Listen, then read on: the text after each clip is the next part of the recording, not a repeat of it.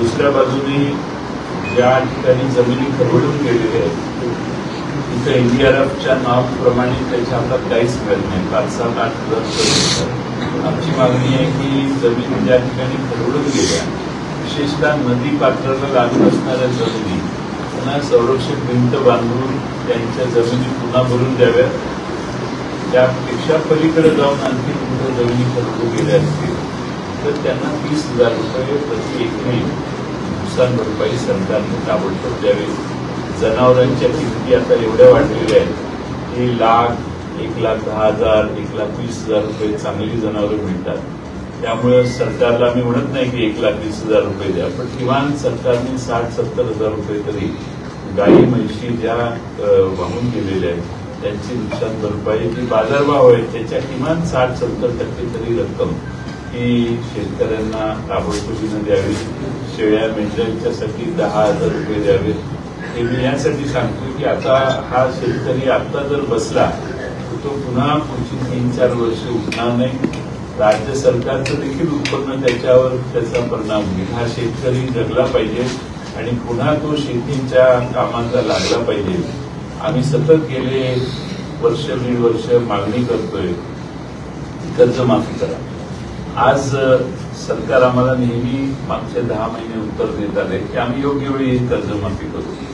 आता मी राजकीय काही भाष्य करत नाही. आमची मागणी आहे की योग्य वेळ ह्याच्यापेक्षा पलीकडे जाऊन कुठली असेल, त्याच्यापेक्षा पलीकडे जाऊन दुसरी कुठली योग्य वेळ असणार नाही आणि म्हणून संपूर्ण कर्जमाफी सरकारने महाराष्ट्रातल्या शेतकऱ्यांना द्यावी अशी आमची सरकारकडे मागणी आहे.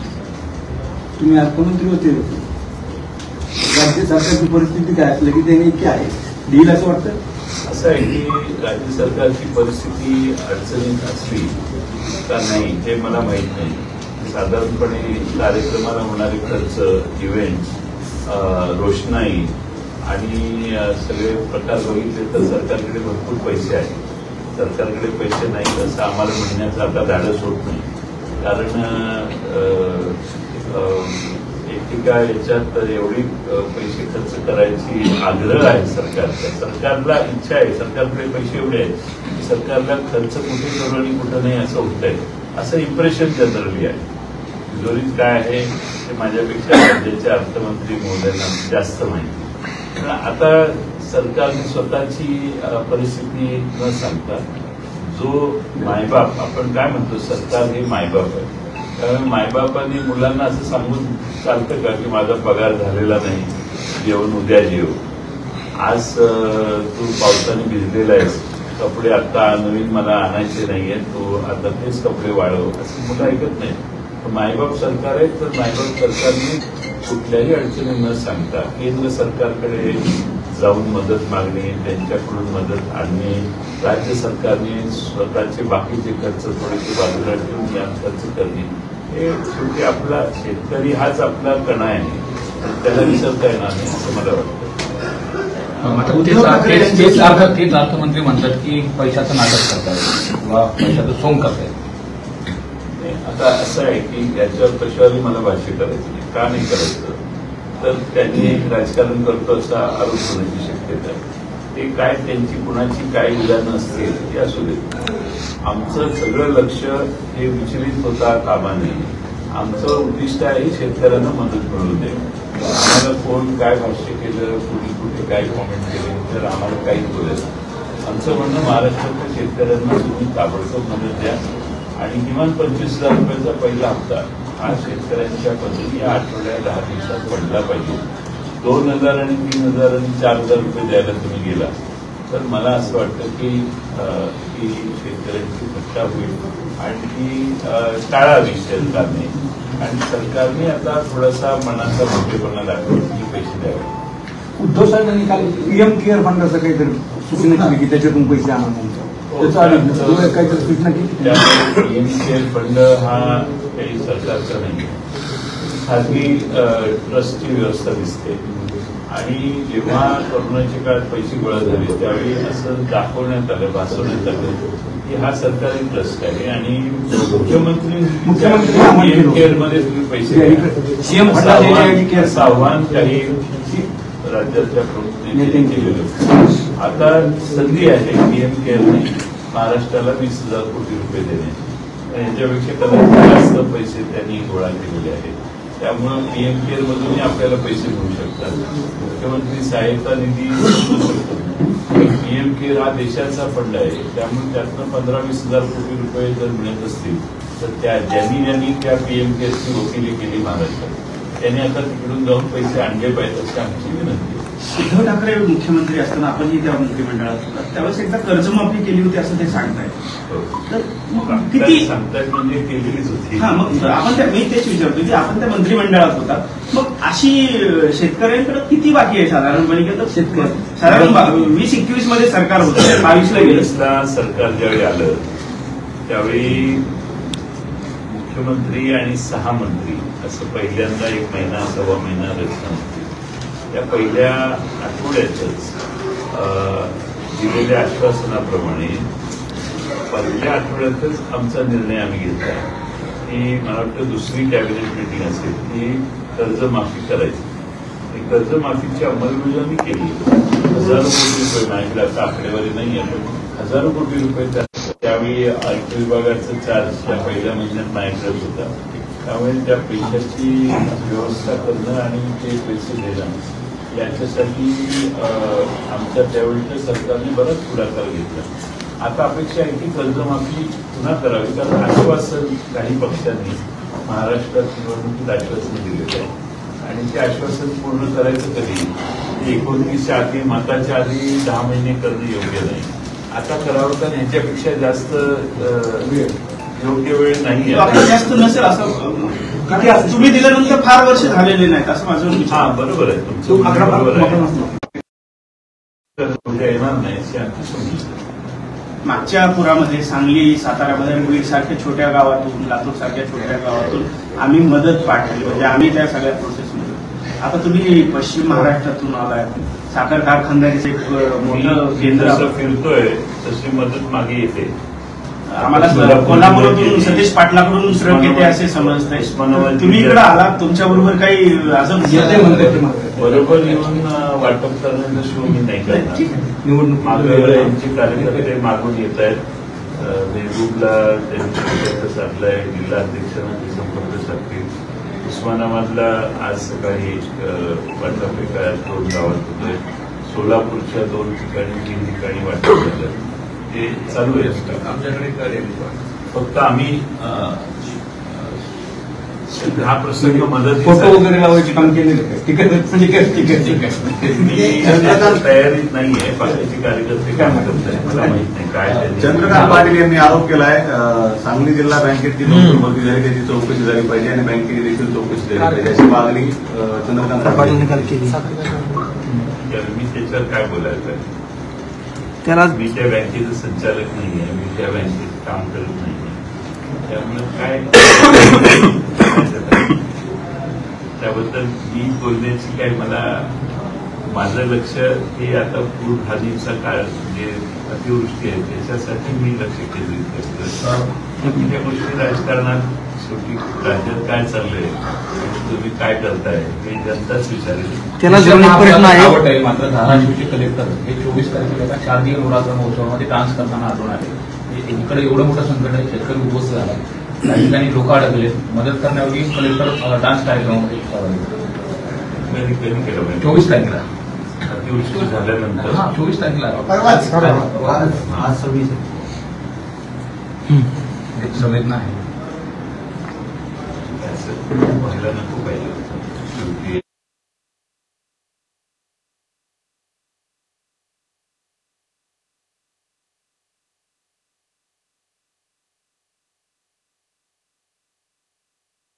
सभा होते सांगलीमध्ये जे मोर्चा झाला होता त्याला इशारा सभा म्हणून भाजप आता उत्तर देणार आहे. महाराष्ट्र संस्कृती बचाव मोर्चाला प्रत्युत्तर दिलं जातं. काय सगळंच त्या दिवशी उत्तर देऊ म्हटलं. पण काय मागे घालतोय कशाच्या मागं आपण उभा राहतोय याचं भान विश्वास आहे. तात्पुरती जी तत्काळची मदत देण्याची 5,000 रुपयाची मदत आहे ती अद्यापर्यंत शेतकऱ्यांना पोहोचली नाही. काल स्वतः अजितदादांनी विचारलं तुमच्यापर्यंत मदत पोहोचली का मात्र शेतकऱ्यांनी सांगितलं आमच्यापर्यंत पोहोचली नाही. म्हणजे तातडीची मदत आहे ती पण जर प्रशासन शासन सरकार देऊ शकत नसेल काल जे ज्या ठिकाणी गेलो तिथे कुठेही मदत आलेली नव्हती. उलट वेगवेगळी उत्तरं त्यांना मिळाली. त्यामुळं त्यांना कुठल्याही परिस्थितीमध्ये मदत शेतकऱ्यांना अजून पोचलेली नाही. आणि खरं म्हणजे दुसऱ्या दिवशी सकाळी मदत सुरू झाली. अजून आता पंचनामे सुरू केलं. पंचनामे करा. पंचनामे एक दुसरं सरकारला आमची मागणी आहे की पंचनामे ज्या ठिकाणी गाव पाणी सगळ्या शेतात शिवारात आणि गावात शिरलेलं आहे. ज्या ठिकाणी गाव एखाद्या वेळेस पार्शली झालं असेल पण शिवारात सगळं पूर्ण गावच्या गाव फुटलेलं आहे. तिथं पंचनामा करणं योग्य नाही.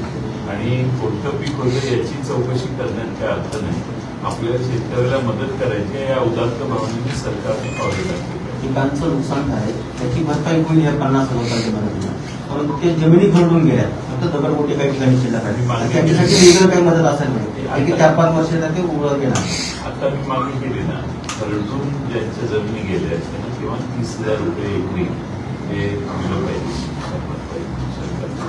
बऱ्याच ठिकाणी काय थोडंसं वॉर्निंग दिली असती, लोक घराच्या बाहेरही पडली असती. हा अचानक घालण्यात आलेला आणि निसर्गाची एवढी मोठी संकट आल्यावर मला वाटतं की आता मी 1-2 ठिकाणी काल गेलेलो. नदीच्या जमिनी खरडून गेलेल्या.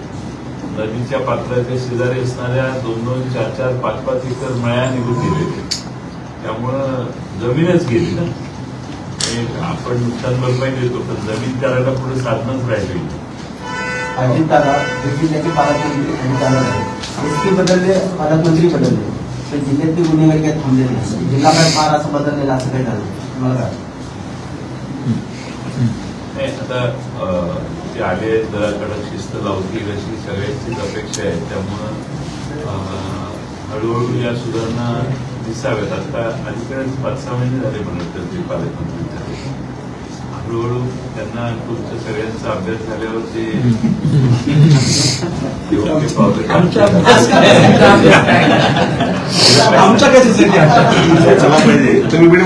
तुम्ही कायम तुमचा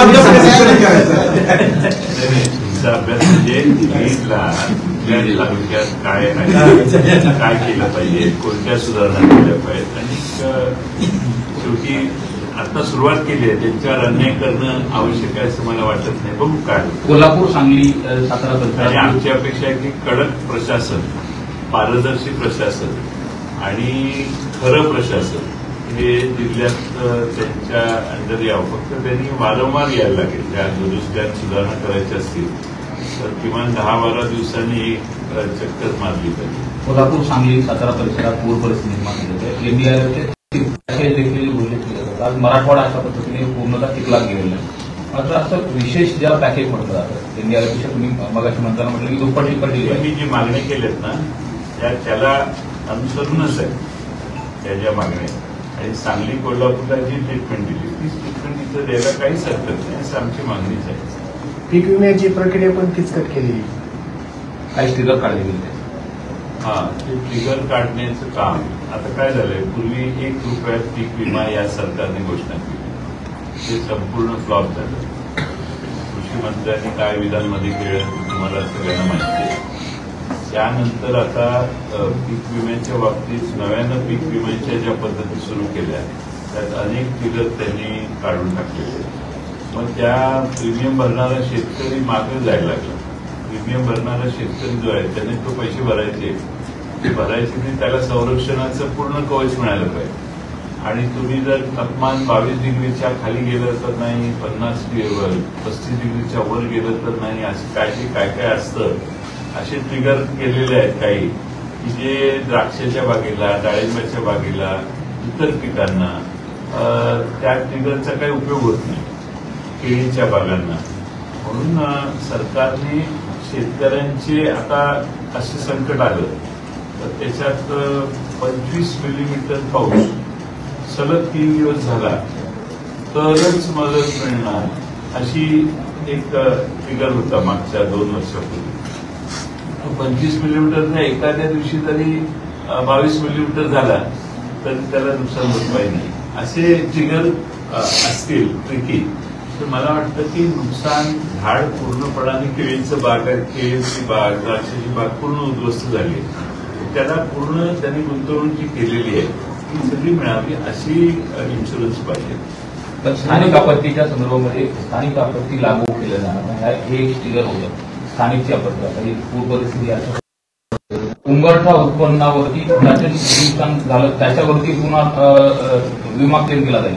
म्हणजे अगोदर जर बघितलं तर उंबरठा उत्पन्न एकदम कमी आहे शेतकऱ्यांचं, आणि त्यात पुन्हा जर नुकसान भरपाई पीक विमा कंपनी त्याच्यावर देणार असेल, क्लेम करणार असेल, तर अत्यंत महत्त्वाची आहे. म्हणून आता सरकारने इन्शुरन्स कंपनीच्या पत्ता न सांगता सरकारने स्वतःच्या खिशातून पैसे द्यावे. इन्शुरन्सच्या कंपनीबरोबर जे करार होतात त्यामध्ये हे ट्रिगर जे आहेत त्या ट्रिगरच्या बद्दल त्या शेतकऱ्यांची कमिटी करावी.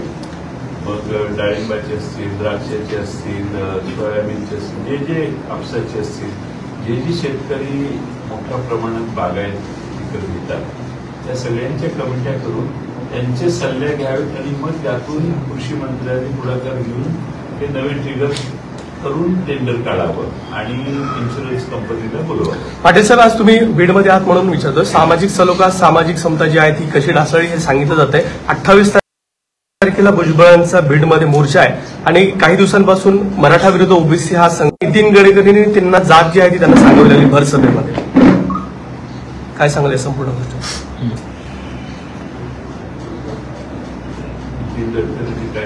भर सभेत त्यांना जात सांगावी लागली. त्यांना मी स्वतःची जात सांगावी लागली.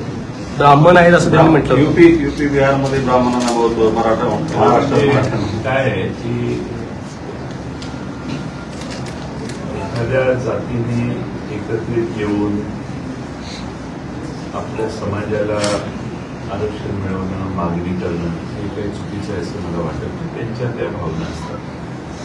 पण राजकारणी लोकांनी जातीवर आणि समाजावर शक्यतो भाष्य करू नये. शेवटी मंत्रिमंडळात एखादी व्यक्ती असेल तर त्यांना सर्व समाज सारखा आहे. आपण शपथ घेतानाच शपथेतच ते सगळं आहे.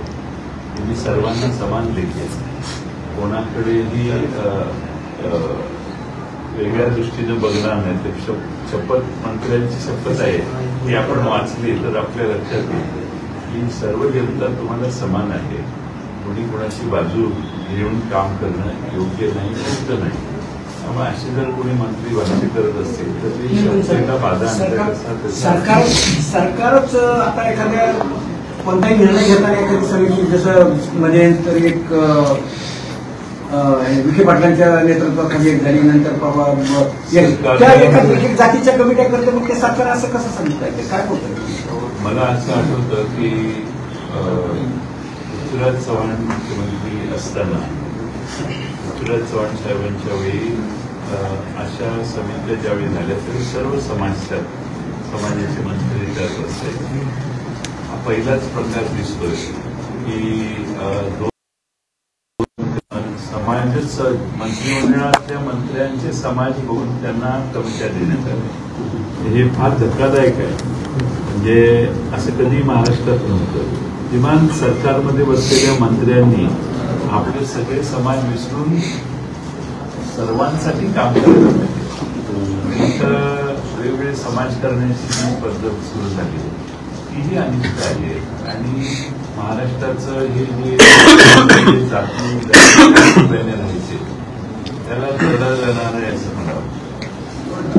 मराठवाड्यात पाऊस झालाय आणि आता ओला दुष्काळ जाहीर करण्याची मागणी केली जाते, परंतु सरकार मात्र पूर्ण पंचनामे झाल्याशिवाय मदतीबाबत निर्णय घेतला जाणार नाही अशी भूमिका घेते. कुठेतरी टाळाटाळ केली जाते ओला दुष्काळ जाहीर. माझं मत आहे की लगेच ओला दुष्काळ जाहीर केला पाहिजे आणि ओल्या दुष्काळाच्या नावाप्रमाणे जी मदत मिळते त्याच्या ओव्हर अँड अबाव जाऊन मराठवाड्यातल्या संकटात पडलेल्या शेतकऱ्यांना ताबडतोब मदत व्हायला पाहिजे. आम्ही त्यासाठीच ही मागणी करतो की त्याला भरीव स्वरूपात मदत करावी. कारण मराठवाड्याने एक तर आजपर्यंत दुष्काळाला तोंड दिलेलं आहे. मराठवाड्यात प्रचंड मोठ्या प्रमाणात आता थोडंसं काही ठिकाणी धरणं वगैरे काही कामं झालेली असतील तरी आता अतिवृष्टी हे मागच्या काही वर्षात सतत येणारी संकट आहे आणि त्यामुळे सरकारने पूर्ण मदत मोठ्या प्रमाणात करावी अशी आमची मागणी आहे. मागच्या वेळी ज्या मदती केल्या त्या 3,000-4,000 रुपये एकरी किंवा एकरी अशी मदत मिळालेली आहे. त्यामुळे मागच्या वर्षी आता जून ते ऑगस्टमध्ये मदत करण्यात आली, फार पुष्कळ मदत आहे. त्या मदतीने शेतकऱ्यांना त्या तोंडांना पाण्यात पुसण्याचं काम केलं. मागच्या ह्याच्यात ही मदत झाली, माझ्याकडे आकडेवारी होती, मदत फारच अतिशय मदत आहे असं मला वाटतं.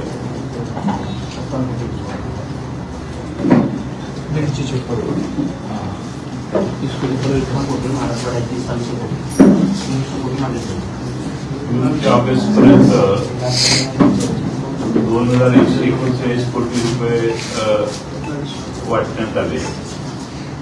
प्रत्येक शेतकऱ्याला सरासरीने साधारणपणे एकरी 3,483 रुपये वाटले. एवढी कमी मदत जर असेल तर शेतकरी आता नुकसान आपण बघतायच. मला वाटत नाही की जर मदत नाही झाली हा शेतकरी पुन्हा पुढचे 2-4 वर्ष उभा राहील.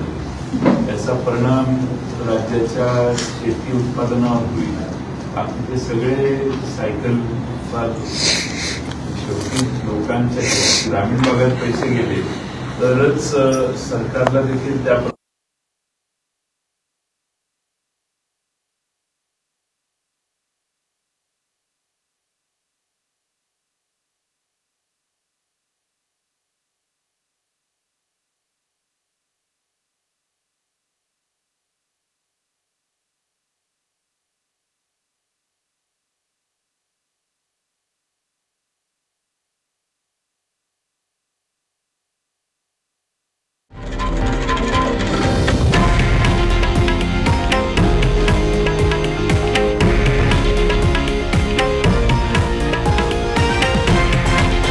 हे आहे देशातील नंबर 1 न्यूज नेटवर्क आणि आपण पाहत आहात TV9 मराठी, एकमेव.